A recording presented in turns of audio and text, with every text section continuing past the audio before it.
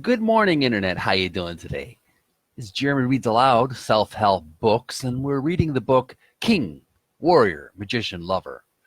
And I encourage you to get the book. There's a link in the description where you can get the book. Other than that, open up the wax from your ears and listen up. Here we go. Page 49 and chapter 5 is the chapter we're reading.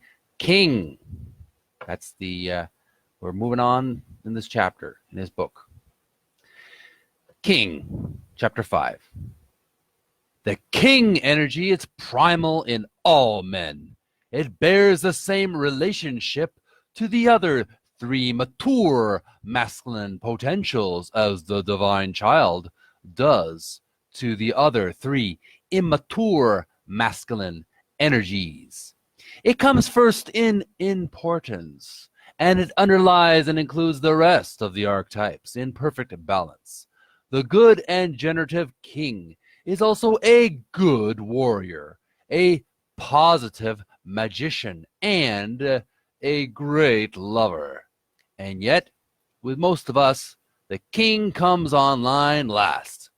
We could say that the king is the divine child, but seasoned and complex, wise, and in a sense as selfless as the divine child is cosmically self-involved. The good king is wise with the quote-unquote the wisdom of Solomon, whereas the divine child, especially in his aspect as the high chair tyrant, has infantile pretensions to godhood. The king archetype comes close to being God in his masculine form within every man. It is the primordial man, the Adam, what the philosophers call the anthropos in each of us. Hindus call this primal masculinity in men the Atman. Jews and Christians speak of it as the imago Dei, the image of God. Freud talked about the king as the quote-unquote primal father of the primal horde.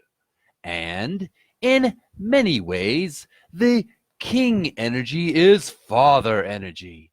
It is our experience. However, that although the king underlies the father archetype, it is more extensive and more basic than the father. Historically, kings have always been sacred. As mortal men, however, they have been relatively unimportant. It is the kingship, or the king energy itself, that has been important. We all know the famous cry when a king dies and another is waiting to ascend the throne. Page 50. Page 50.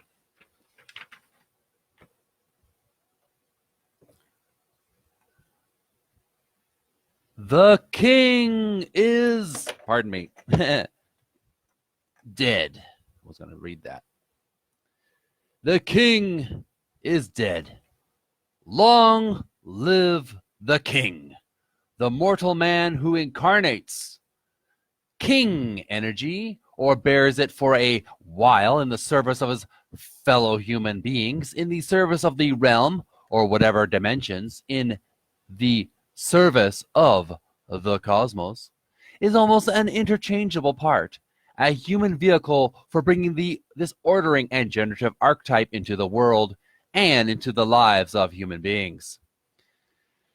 As Sir James Frazer and others have observed, kings in the ancient world were often ritually killed when their ability to live out the king archetype began to fail. What was important was that the generative power of the energy not be tied to the fate of an aging and increasingly impotent mortal. With the raising up of the new king, the king energy was re-embodied, and the king as archetype was renewed in the lives of the people of the realm.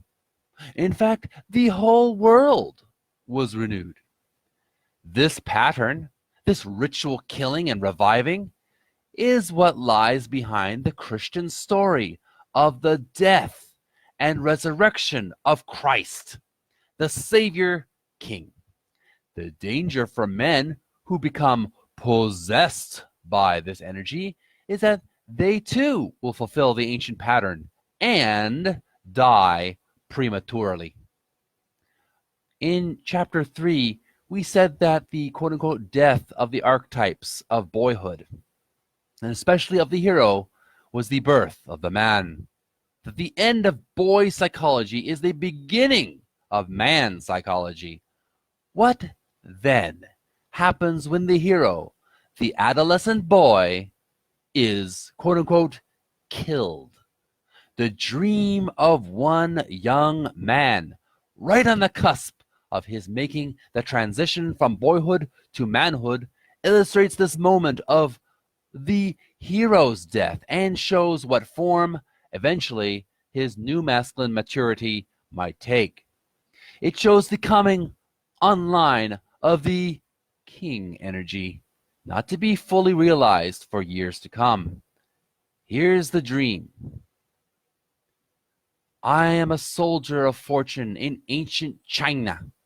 I have been creating a lot of trouble, hurting a lot of people, disturbing the order of the empire for my own profit and benefit.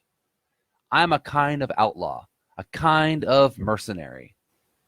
I'm being chased through the countryside, through a forest, by soldiers of the Chinese army. The Chinese emperor's men were all dressed in some kind of scale armor, with bows and arrows and probably swords. I'm running through the woods, and I see a hole in the ground, the entrance to a cave, so I rush into it to hide. Once again, I see that it is a long tunnel. I run along the tunnel. The Chinese army sees me go into the cave, and they run after me down the tunnel. Page 52. At the end of the tunnel, I see in the far distance a pale blue light streaming down from above, from what is probably an opening in the rock. As I get closer, I see that the light is falling into a chamber, an underground chamber, and that in that chamber is a very green garden, and standing in the middle of the garden is the Chinese emperor himself, in his elaborate red and gold robes. There is nowhere for me to go. The army is closing on me from behind. I am forced into the presence of the emperor himself. There is nothing to do but to kneel before him, to submit to him. I feel great humility, as though a phase of my life is over. He looks down at me with a fatherly compassion. He's not angry with me at all. I feel from him that he has seen it all, that he has lived it all the adventures of life, poverty, wealth, women, wars, palace intrigues, betrayals and being betrayed, suffering and joy, everything in human life. It is out of this season, very ancient, very experienced wisdom that he now treats me with compassion. He says very gently, "You have to die. You will be executed in 3 hours." I know that he is right. There is a bond between us. It's as though he's been in exactly my position before. He knows about these things. With a great feeling of peace and even happiness, I submit to my fate. In this dream, we see the heroic boy ego of the soldier of fortune finally meeting his limits, meeting his necessary fate in the presence of the king. What happens to the boy is that he comes into right relationship with the primal king within and is reconciled with the quote-unquote father, as Joseph Campbell puts it. John W. Perry, the well-known psychotherapist, discovered the king's power to heal by reorganizing the personality in the dreams and visions of schizophrenic patients. In psychotic episodes and in other liminal states of mind, images of the sacred king would rush up from the depths of the patient's unconscious. In his book about this, Roots of Renewal in Myth and Madness, he describes a young male patient who kept drawing pictures of Greek columns and then associated them with a figure he called the White King. Other case reports tell of a patient seeing the Queen of the Sea and a great wedding between the patient as Queen of the Sea with the Great King, or of the Pope suddenly intervening to save the visioner. Page 52. Nearing the end of the subheading, Perry realized that what his patients were describing were images that exactly paralleled the images found in ancient myths and rituals about the sacred kings. And he saw that to the extent that his clients got in touch with these energies, they got better. There was something about the king in ancient times and in the dreams and visions of his suffering patients that was immensely organizing, ordering, and creatively healing. He saw in their visions the ancient mythic battle of the great kings against the forces of chaos and the attacks of the demons, and then the glorious enthronement of the victorious king at the center of the world. Perry realized that the king is, in fact, what he calls the central archetype, around which the rest of the psyche is organized. He saw that it was all these moments in which his patients had, quote unquote, lowered levels of consciousness, when the barriers were down between the conscious identities and the powerful world of the unconscious, that creative, generative, and life-enhancing images of the king arose. People moved from craziness to greater health. What happened with Perry's patients is parallel to what happened in the young man's dream of the Chinese emperor. The infantile ego let go, fell into the unconscious, and met up with the king. Boy psychology vanished as man psychology came online and reorganized and restructured the personality. We'll take a little break on page 52. Tune in the next video. We'll be reading The Two Functions of the King in His Fullness.